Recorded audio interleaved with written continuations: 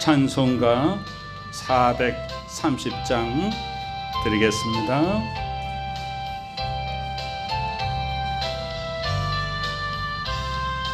주와 같이 길 가는 것 즐거운 일 아닌가.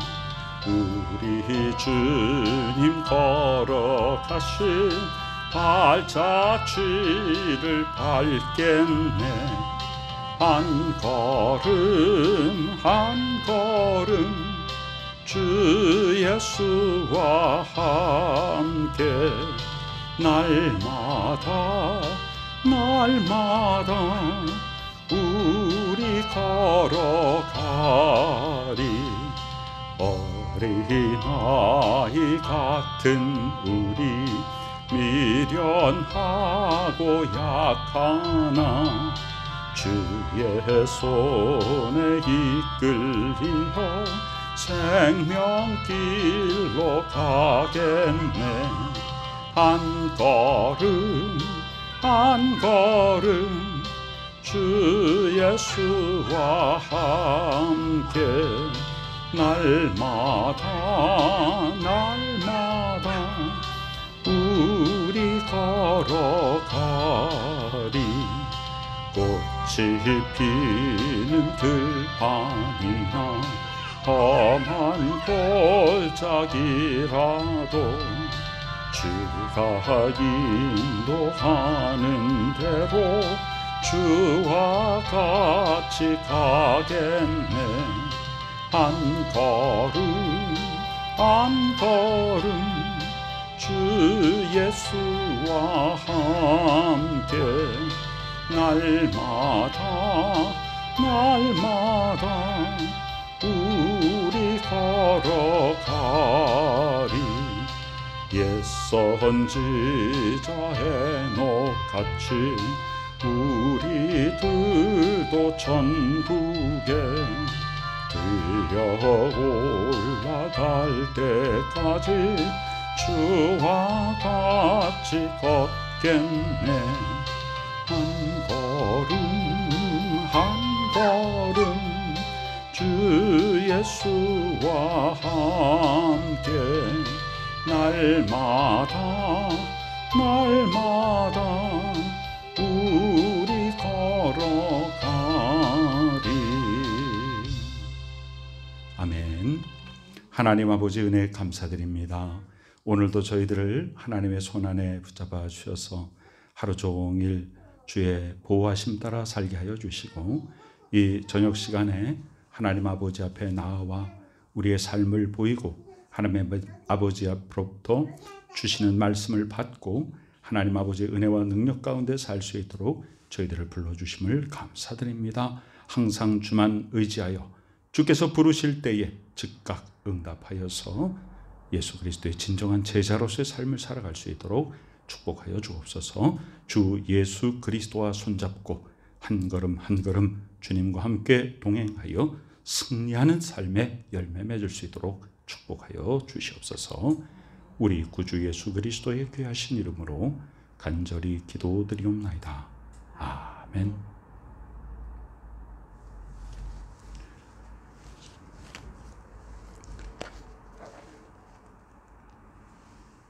(2021년 2월 3일) 수요일입니다. 하나님께서 우리에게 주시는 말씀은 마태복음 4장입니다. 마태복음 4장 1절부터 끝에 25절까지 함께 봉독합니다. 그때 예수께서 성령에게 이끌리어 마귀에게 시험을 받으러 광야로 가사 40일을 밤낮으로 금식하신 후에 줄이신지라. 시험하는 자가 예수께 나와서 이르되 내가 만일 하나님의 아들이거든 명하여 이 돌들로 떡덩이가 되게 하라. 예수께서 대답하여 이르시되 기록되었으되 사람이 떡으로만 살 것이 아니요 하나님의 입으로부터 나오는 모든 말씀으로 살 것이라 하였느니라 하시니, 이에 마귀가 예수를 거룩한 성으로 데려다가 성전 꼭대기에 세우고 이르되 내가 만일 하나님의 아들이어든 뛰어내리라. 기록되었으되 그가 너를 위하여 그의 사자들을 명하시리니 그들이 손으로 너를 받들어 발이 돌에 부딪히지 않게 하리로다 하였느니라. 예수께서 이르시되 또 기록되었으되 주 너희 하나님을 시험하지 말라 하였느니라 하시니 마귀가 또 그를 데리고 지극히 높은 산으로 가서 천하만국과 그 영광을 보여 이르되 만일 내게 엎드려 경배하면 이 모든 것을 내게 주리라. 이에 예수께서 말씀하시되 사탄아 물러가라. 기록되었으되 주 너희 하나님께 경배하고 다만 그를 섬기라 하였느니라. 이에 마귀는 예수를 떠나고 천사들이 나와서 수종드니라. 예수께서 요한이 잡혔음을 들으시고 갈릴리로 물러가셨다가 나사렛을 떠나 스불론과 납달리 지경 해변에 있는 가버나움에 가서 사시니 이는 선지자 이사야를 통하여 하신 말씀을 이루려 하심이라. 일러스되 스불론 땅과 납달리 땅과 요단강 저편 해변길과 이방의 갈릴리여 흑암에 앉은 백성이 큰 빛을 보았고 사망의 땅과 그늘에 앉은 자들에게 빛이 비치었도다 하였느니라. 이때부터 예수께서 비로소 전파하여 이르시되 회개하라 천국이 가까이 왔느니라 하시더라. 갈릴리 해변에 다니시다가 두 형제 곧 베드로라 하는 시몬과 그의 형제 안드레가 바다에 금을 던지는 것을 보시니 그들은 어부라. 말씀하시되 나를 따라오라. 내가 너희를 사람을 낚는 어부가 되게 하리라 하시니 그들이 곧 그물을 버려두고 예수를 따르니라. 거기서 더 가시다가 다른 두 형제 곧 세베대의 아들 야고보와 그의 형제 요한이 그의 아버지 세베대와 함께 배에서 그물 깁는 것을 보시고 부르시니 그들이 곧 배와 아버지를 버려두고 예수를 따르니라. 예수께서 온 갈릴리에 두루 다니사 그들의 회당에서 가르치시며 천국 복음을 전파하시며 백성 중에 모든 병과 모든 약한 것을 고치시니 그의 소문이 온 수리아에 퍼진지라. 사람들이 모든 앓는 자, 곧 각종 병에 걸려서 고통당하는 자, 귀신 들린 자, 간질하는 자, 중풍병자들을 데려오니 그들을 고치시더라. 갈릴리와 데가볼리와 예루살렘과 유대와 요단강 건너편에서 수많은 무리가 따르니라. 아멘. 마태복음 3장에서 예수님께서는 침례자 요한한테 침례를 받으시고 이제 메시아의 삶이 시작되는데 그 시작의 첫 발걸음이 무엇이냐면 성령께 이끌려 광야로 가서 마귀에게 시험을 받으신 것입니다. 우리가 복음서의 다른 부분을 통해서 우리가 얼마 전에 이 사건을 또 한 번 묵상한 적이 있죠. 자, 왜 마귀에게 시험을 받으셨는가? 메시아로서의 연단이요. 또 어떤 시험도 견디시는 하나님 아버지의 능력을 보이시며 자, 모든 시험을 믿음으로 말씀으로 무찌르는 본을 보이신 것입니다. 그래서 우리는 예수 그리스도의 제자로서 그리스도 예수를 따라서 어떤 시험이라도 거기에 미혹되지 아니하고 말씀으로서 이길 것을 예수님이 먼저 몸소 보여주신 것이죠. 40일을 밤낮으로 금식하고 가장 처음에 나오는 육체적인 현상은 굶주림이죠. 그때 마귀가 다가옵니다. 이 돌로 떡을 만들어 먹으라. 자, 예수님께서 하실 수 있는 일이시죠. 그러나 예수님이 그렇게 하지 않습니다. 거기에서 중요한 건 뭐냐 하면 사람이 떡으로만 사는 게 아니다. 하나님의 입으로부터 나오는 모든 말씀으로 살 것이다. 자, 이 마귀의 그 첫 번째 시험은 이 복음서마다 순서가 조금 다르긴 합니다만 이 마귀의 첫 번째 시험은 우리에게 무엇을 말하는가 하면 우리는 무엇을 우선순위로 추구하는가라고 하는 것을 분명하게 말해줍니다. 우리가 사람들이 세상에서 나아가는 그 삶의 목적은 바로 이 떡을 위한 것이죠. 물질, 세상 것. 그것의 첫 단계가 바로 기초적인 욕망입니다. 그것을 채우고 그것을 쌓아놓는 것이죠. 마귀는 우리에게 그것을 요구합니다. 우리가 예수님이 금식 기도하시고 굶주렸다라고 하는 것은 이 세상에서 정상적으로 체험받아야 하는, 우리가 계속해서 식사를 또 공급받아야 하는 것이 지금 예수님께 오랜 기간 동안 끊어졌죠. 자, 우리의 삶에 있어서 육신적으로 물질적으로 공급받아야 될 것이 오랫동안 끊어졌다 할 때 우리는 굉장히 그것에 갈급하게 됩니다. 그때 마귀가 우리에게 다가옵니다. 그것을 너 필요로 하지 않냐? 그래서 하나님의 말씀보다도 세상적인 물질, 기초적인 욕망에 관한 부분이 우리에게 우선적으로 다가오게끔 마귀가 유혹을 하죠. 예수님은 거기에 넘어가지 않습니다. 예수님의 이 시험은 대표자로서 예수님을 따르는 우리 모두가 어떻게 살아야 할까라고 하는 것을 보여주시죠. 이 떡에 대한 유혹은 바로 육신의 정욕입니다. 바로 물질적인 욕망이요, 기초적인 욕망이요. 하와가 선악과를 보고 처음에 느꼈던 먹음직이죠. 예수님께서는 그것이 아니라 우리에게 중요한 것은 하나님의 말씀으로 사는 것이다 라고 담대하게 하나님의 말씀을 가지고 사탄의 미혹을 무찌르죠.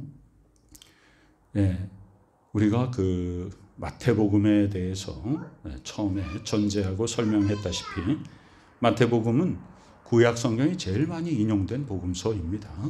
구약 성경이 제일 많이 인용됐다는 것은 우리가 인용이라는 건 어떤 겁니까? 그 인용되는 그 문구가 그 지금 이 글을 읽고 있는 독자에게 굉장히 권위 있는 글이다 이런 말이죠. 그러니까 구약 성경을 인용했다라고 하는 것은 이 마태복음의 독자는 구약 성경의 권위를 인정한다는 것입니다. 그러니까 마태가 복음서를 쓰면서 구약 성경을 자꾸 인용하는 것은 구약 성경에 예언된 그 사건이 바로 이것이다. 구약 성경에 예언된 그분이 바로 이분이다. 그분이 하시는 모든 말씀과 행동, 모든 사건들은 그냥 하시는 것이 아니라 구약 성경에 이렇게 예언된 것을 하시는 것이다. 그러니까 메시아다. 그것을 증거하는 것이죠. 그래서 성경에 우리가 그 들여쓰기가 되어 있는 부분은 구약 성경이 인용된 것이고 그 들여쓴 처음에 뭐 기역, 니은 이렇게 인용 표시가 되어 있죠. 그래서 성경책 그 페이지 맨 밑에 보면 그 주가 달려 있죠. 기억하면 신명기 8장 3절이다. 거기에 사람이 떡으로만 살 것이 아니요 하나님의 입으로부터 나오는 모든 말씀으로 살 것이라. 그 구약 성경을 여기에 인용하였습니다. 즉 예수님이 구약 성경을 말씀하십니다. 성경으로서 미혹을 이깁니다. 그러니까 예수님이 뭐예요? 우리에게 본을 보이시는 거죠. 어떻게 하라고요? 우리에게 미혹이 오거든 하나님의 말씀으로 물리쳐라. 마태복음에 기록된 두 번째의 미혹은 뭐냐 하면 거룩한 성으로 데려다가 성전 꼭대기에 세운다. 그리고 뛰어내리라. 그런데 이게 조건이 있어요. 내가 만약 하나님의 아들이거든. 돌을 가지고 떡을 만들어 먹으라 할 때도 마귀는 뭐라고 말하면 내가 만약에 하나님의 아들이거든. 굉장한 미혹입니다. 예수님이 하나님의 아들이죠. 그러니까 하나님의 아들이 맞냐? 맞으면 나한테 증거를 보여라 할 말이죠. 우리가 거기에 넘어가기가 쉽습니다. 예수님께서 하나님의 아들인데 마귀가 당신이 하나님의 아들이면 이걸 해보라 한다고 그걸 한다면 그건 마귀의 미혹에 넘어가는 것이죠. 우리가 세상에서 살면서 세상과의 관계 속에서 세상 사람들이 우리를 미혹하면서 당신이 정말로 하나님의 자녀라면 당신이 정말 크리스찬이라면 이렇게 해보라 미혹입니다. 자, 그런데 그 장소가 어디입니까? 거룩한 성 예루살렘, 거룩한 성전 꼭대기에 세웁니다. 그러니까 이 장소가 거룩한 곳입니다. 그리고 당신이 하나님의 아들이 맞으면 뛰어내려라, 뛰어내려라 하면서 마귀가 하나님의 말씀으로 미혹합니다. 거기 니은 표시가 되어 있고 시편 91편 11절 12절이라고 난하주가 되어 있죠. 그러니까 마귀가 성경을 들어서 우리를 미혹합니다.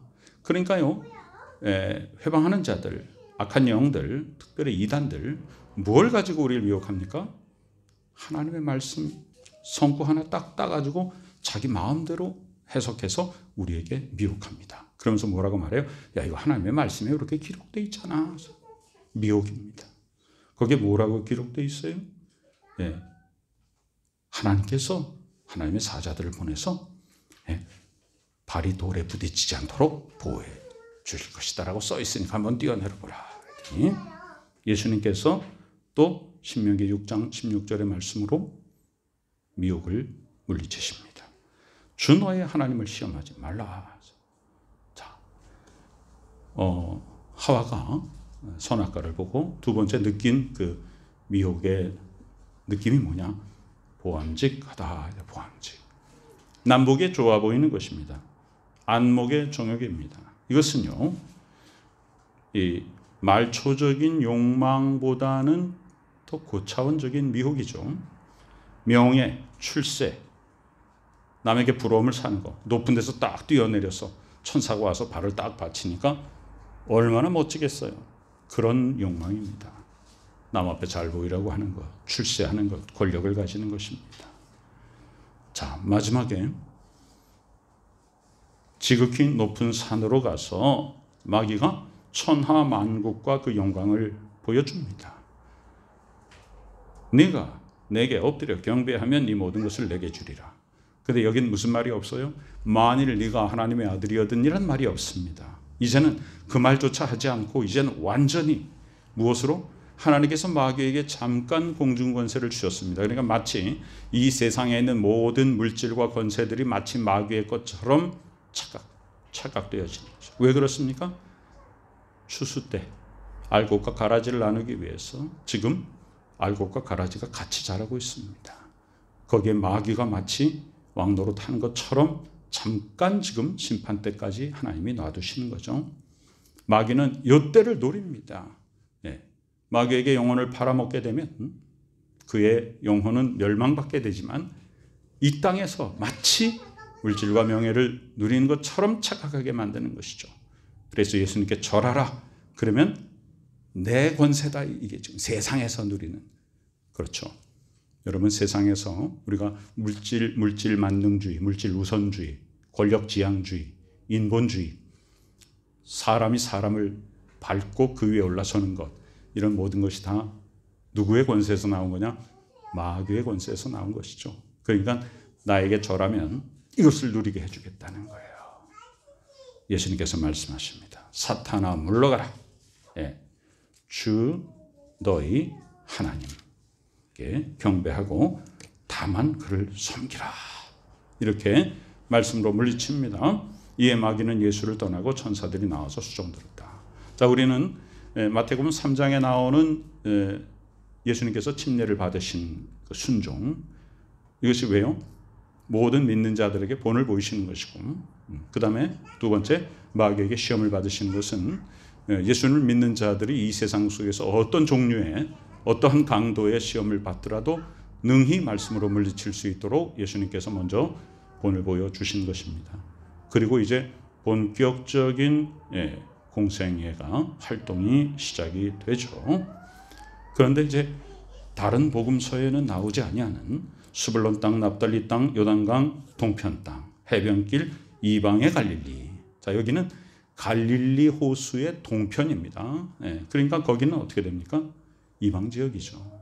그럼 거기가 어떤 땅이냐 하면 흑암에 앉은 백성이란 말은 뭐냐면 구약시대 때 지금까지 오면서 예수님이 오시기 전까지 그 지역은 이방 지역이니까 유대인들이 굉장히 경멸하던 그런 땅, 그런 곳에 이젠 빛이 비쳤다. 자, 이것은 확대되어서 이방인들, 이스라엘 바깥의 사람들, 아브라함의 육체의 혈통상 후손이 아닌 사람들도 예수님만 믿으면 구원받는다라고 하는 복음이 이제 온 세계 이방에게 임한다는 것을 말합니다.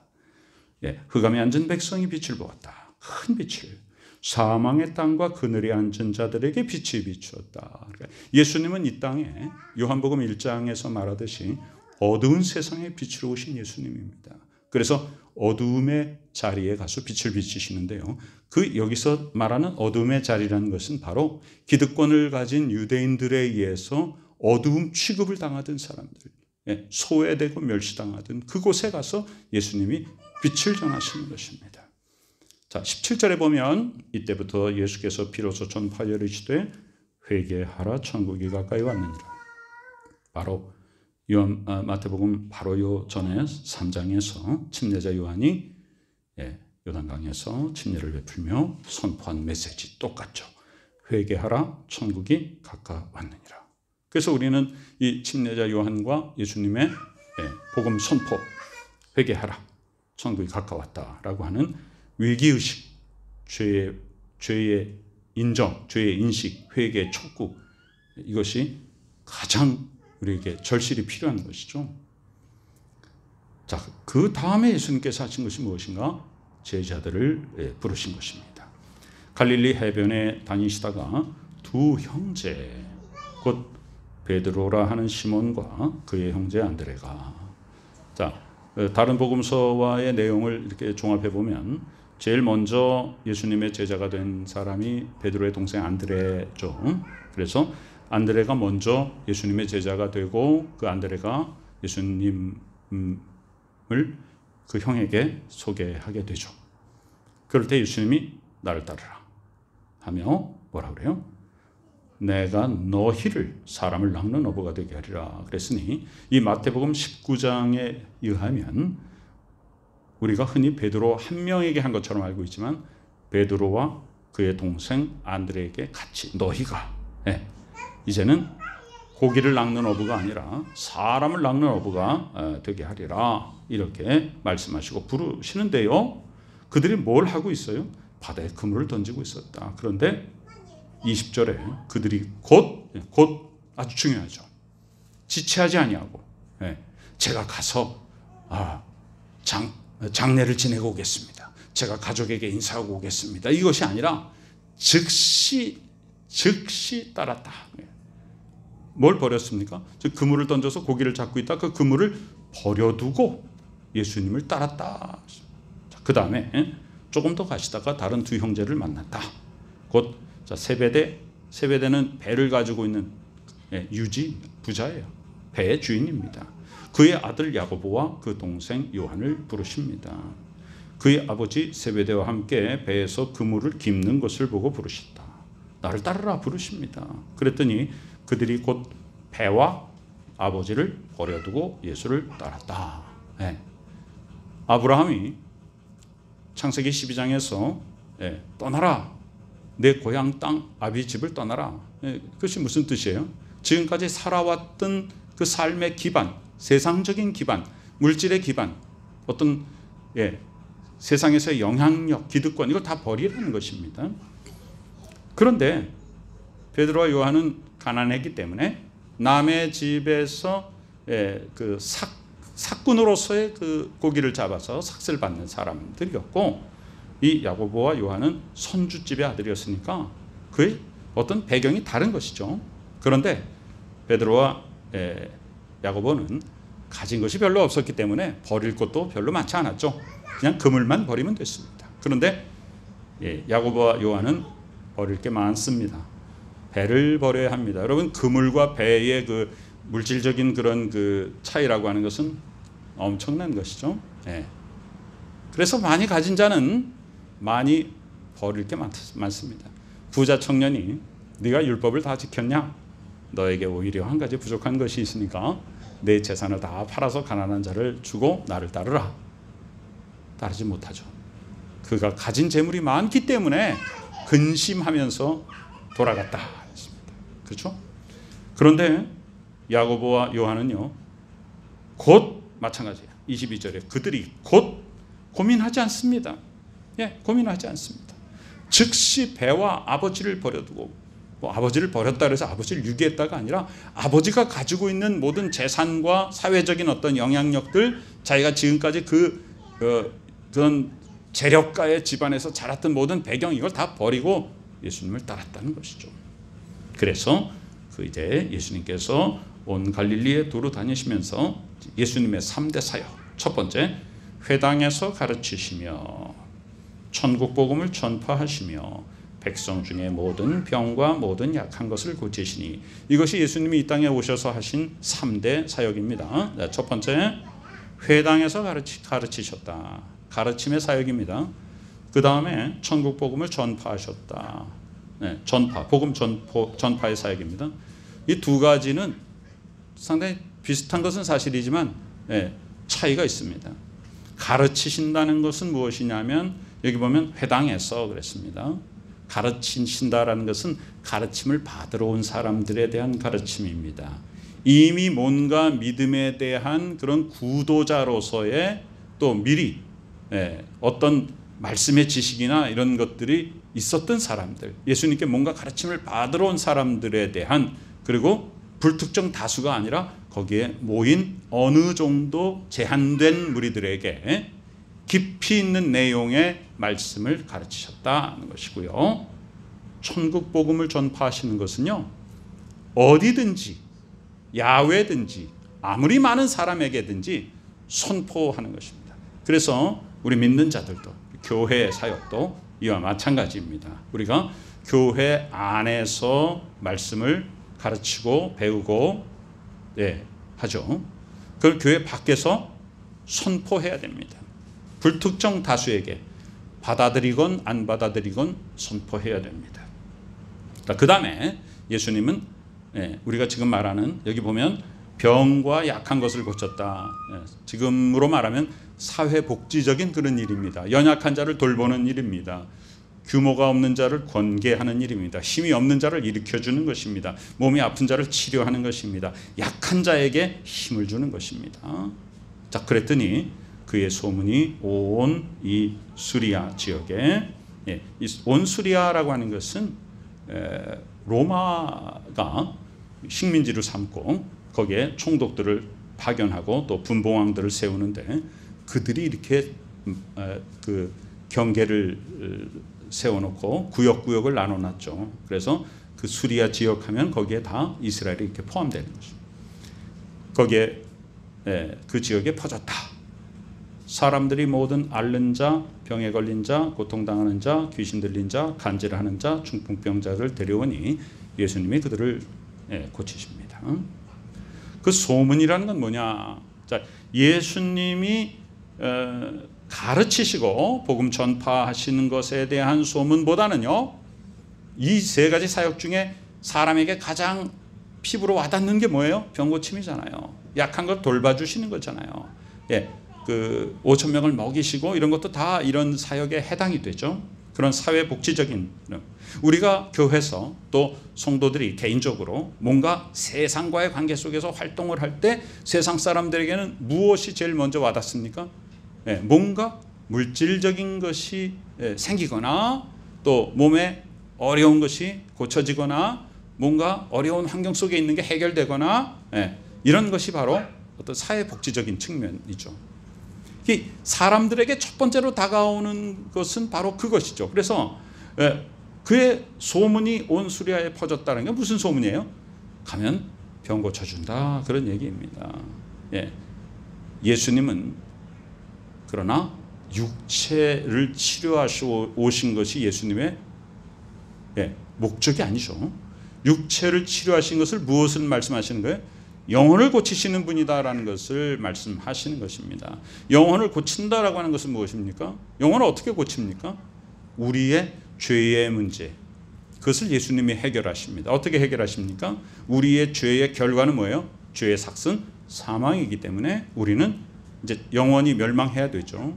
그런데 예수님께서, 죄 없으신 예수님께서 우리 믿는 모두의 죄를 혼자 다 짊어지시고 혼자서 나의 죄값을 대신 치러주신, 그 치러주심으로 우리의 영혼을 고치시는 것입니다. 그것이 구원입니다. 그것이 생명입니다. 그것이 하나님의 자녀되는 일입니다. 그래서 예수님이 그것을 하기 위해 오신 것이죠. 십자가를 지시기 위해서 오신 것이요, 죽기 위해 오신 것이요, 부활하기 위해 오신 것이죠. 그것을 병고침으로서 보여주시는 것인데, 지금 사람들은 어디에 초점을 맞춰 있어요? 육신의 병을 고쳐주는 것에만 초점이 맞춰져 있는 것이에요. 그래서 온 땅에 갈릴리, 데가볼리, 예루살렘, 유다, 요단강 건너편, 요단강 건너편이라는 것은 요단 동편, 그러면은 이미 이방 지역입니다. 거기서 수많은 무리들이 왔다 그랬죠. 그리고선 이제 5장에서 산상수훈이 이어지는데, 병 고치름 받으러 온 사람들은 산 아래서 병 고쳐달라고 지금 계속 있고, 예수님은 산으로 올라가시고 예수님을 따라서 올라간 소수의 제자들에게 예수님이 아주 깊이 있는 교훈을 선포하시는데, 그것이 바로 산상수훈이죠. 이제 5장에서는 산 아래 평지에서 병을 고쳐달라고 모여든 무리들과 산으로 예수님을 따라가서 말씀의 핵심을 듣고자 하는 사람들로 나눠지게 됩니다. 오늘 예수님이 마귀에게 시험을 받으시고 말씀으로 물리치심으로 우리도 이 세상에서 어떤 시험을 당할지라도 하나님의 말씀과 자녀의 권세를 가지고 물리칠 수 있다는 것을 예수님이 몸소 보여주신 것이며, 예수님의 첫 번째 메시지는 바로 회개하라 천국이 가까웠느니라며, 예수님은 제자들을 부르시되 부르니까 제자들이 즉시 곧 가지고 있는 모든 것을 버리고 따랐으며, 적게 가진 자는 버릴 게 적었지만 많이 가진 자는 버릴 게 많았으나 그러나 그들은 고민하지 않고 즉시 버리고 예수님을 따랐다. 예수님은 회당에서 가르치시고 만민들에게 복음을 전파하시고 사람들의 아픈 것과 연약한 것들을 고치셨다. 자, 그것은 우리가 예수님을 따르는 제자로서 우리가 그리스도인으로서 어떤 삶을 살아야 되는가를 예수님이 그대로 먼저 보여주십니다. 아무쪼록 주 예수 그리스도와 동행하여 한 걸음 한 걸음 주님과 함께 승리하는 삶을 사며 복된 삶의 열매를 통하여 하나님께 더 영광 돌리며 많은 사람들에게 우리가 하나님께 받은 복을 나눠주며 하나님의 나라를 확장시키는 복된 참된 하나님의 자녀, 주 예수 그리스도의 제자로서의 삶을 사는 우리 모두가 되시기를 간절히 축원합니다. 아멘. 아버지 하나님의 은혜 감사드립니다. 저희들을 불러주시고 진정한 예수 그리스도의 제자 되게 하여 주시니 감사드립니다. 예수께서 부르실 때 즉시 따르고 아멘하고 순종하여 주의 뜻을 이루는 저희들이 되게 하여 주옵소서. 세상에서 어떤 어려움과 시험이 올지라도 예수께서 말씀으로 물리치심을 우리가 보았으니 우리도 예수님을 따라서 어떤 미혹에도 넘어가지 아니하고 말씀으로 승리하여서 하나님의 자녀의 권세 있는 삶을 살아갈 수 있도록 축복하여 주시옵소서.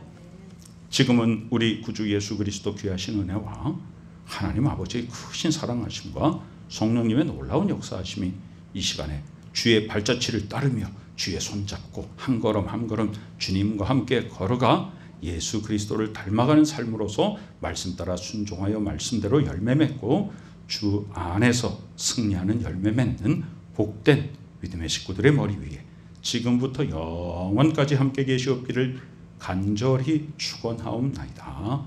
아멘.